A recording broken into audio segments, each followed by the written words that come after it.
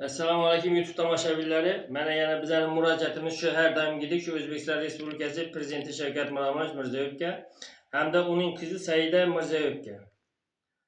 Biza shu har doimgidek shu men shu murojaat qilishimiz sababi shu Karimov G'ayrat akamni shu har ham shu 3 yildan beri nahaqdan ushlab o'tiribdi. Biz oldin ham aytganmiz, buni 100% nahaqdan ushlab o'tiribdi buni. Hali bugungacha bir qonuniy bir bu prokuraturaga, Oliy sudga bir chora ko'rilmadi hali bugungacha. Men ichki ishlarga, tergovchilarga qolaversa prezidentimiz endi sizga aytadigan bo'lsak, o'zingiz aytgansiz, bular vatan xoini desangiz ham bo'ladi bularni. Sizni siyosatingizga bular qarshi chiqyapti 100%. Sizni qarorlaringizni umuman ishlamayapti bular. Sizni siyosatingizni qo'llamayapti bular. Nimaga deganda, mana qo'l ostingizdagi prokuraturani bosimi bilan hali bugungacha men akam qamoqda o'tiribdi. Bu endi qolaversa Oliy sud raisi Rabaxan Mahmudova mana yaqinda yangi lavozimga men Oliy sud rahbari bo'ldi. Undan oldin Baxtiyor Islomov mana 3 yildan beri bizani aldab keldi. Birorta bir sudyasini chora ko'rmadi. Uni sudyalari umuman o'zi ishni ko'rmadi ham. Mana endi qolaversa Rabaxan Mahmudova endi bu qanaqa ko'radi ishni, bu yog'i bizga hali qarang'i bo'lib turibdi. Hali bugungacha sudni bir belgilangan vaqti ham bo'lmayapti.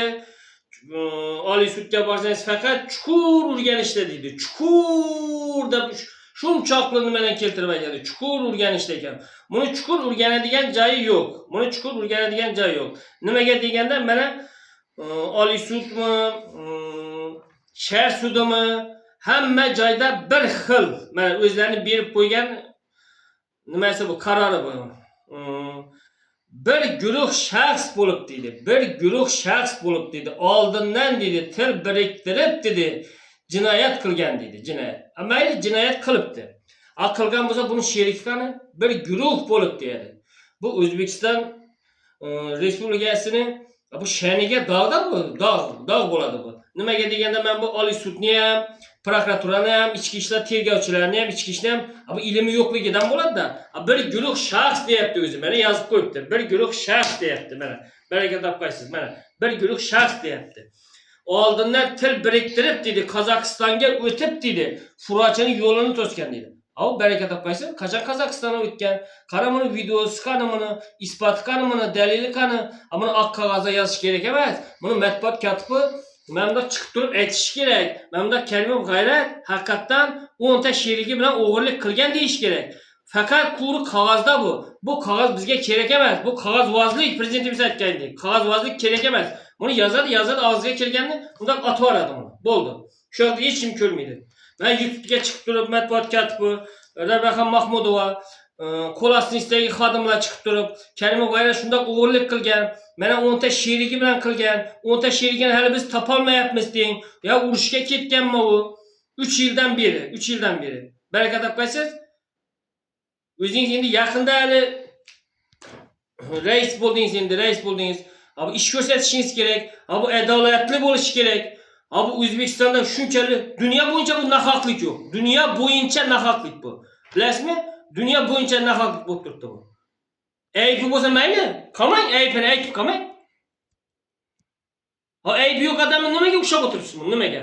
Bu sudyalaringiz qo'l ostingizdagi sudyalaringiz bu ko'zi ko'rmaydi buni. Ko'rmaydi. Mana yaqinda Oliy sud raisi birinchi o'rinbosari Usmonov jinoyat ishlari bo'yicha birinchi o'rinbosaringizni berib turgan menda javob bor. Mana hukmi. Ilmi yo'qni. Mana ilmi yo'qni. Nima deganini o'zi ham bilmaydi. Nima yozib qo'yganini bilmaydi. Ko'chirib qo'yibdi, ko'chirib. Baraka topqaysiz. Bunga bir chora ko'rdingizmi Usmonovga? Nima chora ko'rdingiz bunga? Mana bir guruh shaxs deyapti. Bir guruh shaxs deganda biz nima tushunamiz? Bitta odamni tushunamizmi? Yo bu 10 ta odamni tushunamizmi? Bu sheriklarni qachon topasiz?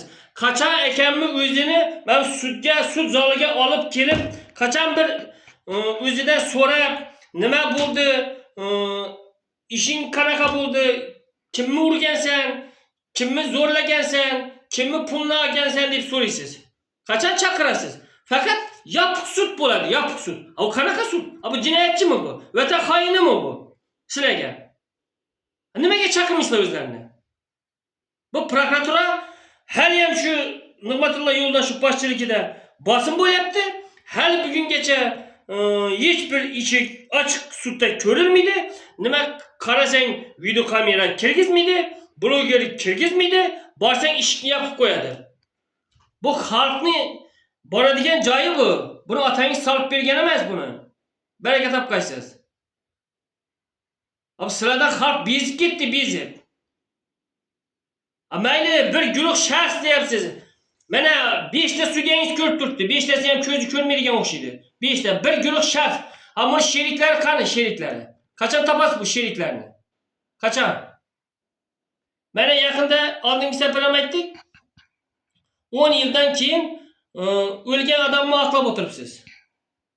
Sudyalaringiz qiziqchilik qilib o'tiribdi, qiziqchilik. Maskaravachilik qilib o'tiribdi, maskaravachilik.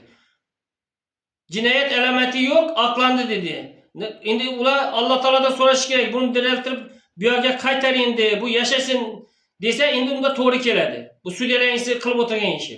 Nima endi akamni o'lib ketgandan keyin aqlab chiqarasizlarmi endi yana? Buni jinoyat alamati yo'q edi. Mana sheriklari topildi buni endi deb aqlab chiqarasizmi? Baraka topqaysiz. Bu O'zbekistonda bunchalik nohaqlik bo'la olmasin, bunchalik bosim bo'la olmasin. Men ishlamagani uchun vaqtda Islomobni olib tashladim, men ishlamagani uchun.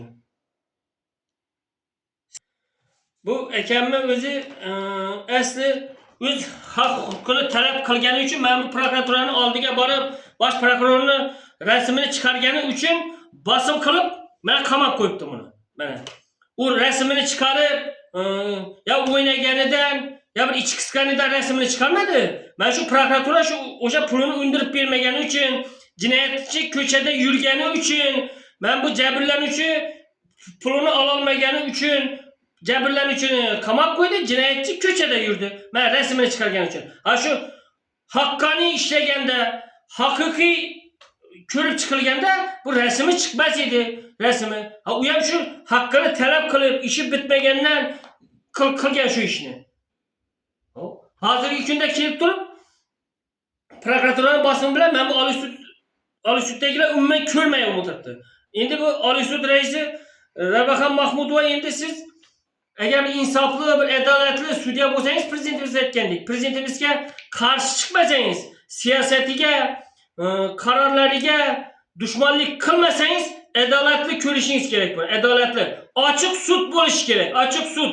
Butun O'zbekiston ko'rishi kerak buni. Butun O'zbekiston ko'rsin. Akam o'g'irlik qilgan bo'lsa, o'g'irlikni ayting. Jinoyatchi bo'lmasa, jinoyatchi emasligini ayting. Bu yopiq bo'lsa bizga kerakmidi bu? Yopiqlikcha yuraveradi bu, yopiqlikcha. Bu qog'oz u yoqdan bu yoqqa, bu yoqdan bu yoqqa borib kelaveradi bu. Baraka topqaysiz. Prezidentimiz hamda prezidentimiz qizi Saida Mirziyoyeva sizdan iltimos, mana hozir hamma joyga borib turibsiz. Yaqinda mana Toshkent shahrida bitta bino qurilayotganini aytdingiz. Buni orqasida kichkina odam emas, katta odam turibdi dedingiz. Buni xalqqa qaytarib bering dedingiz. Hozir mana shu akamning ishi bo'yicha bosh prokurorning o'zi turibdi. Buni kichkina odam qila olmayapti, buni kichkina odam. Bosh prokurorning o'zi turgani uchun mana 3 yildan beri sudyalarimiz ham, tergovchilarimiz ham ishni bir qonuniy ko'ra olmayapti. Bu tergovchilarning ilmi yo'q, mana nimaga deganda bir guruh shaxs deyapti. Tergovchilarning oldiga borsang aytadi, hali dialog ochilib turibdi deydi. U dialogni ochib o'tiraversin men bunday qilib. Dasturxonga o'xshab, ochib o'tiraversin uni. Uni hali sheriklarini ham topmayapti uni. Sheriklari yuribdi uni. Ya urushga ketdimi u Tataristonga, ya Ukrainaga ketdimi aytmaydi uni. Baraka topqaysiz. Saida Mirziyoyeva prezidentimiz bizga bir amaliy yordam bering, o'zingiz yordam bering. Bu Rabaxon Mahmudovaning qo'l osting'izdagi xodimni o'zingiz bir qo'l ostingizga olib, ishni bir aqlona ko'radigan qilib bizga bir amaliy yordam bering. Sizdan iltimos.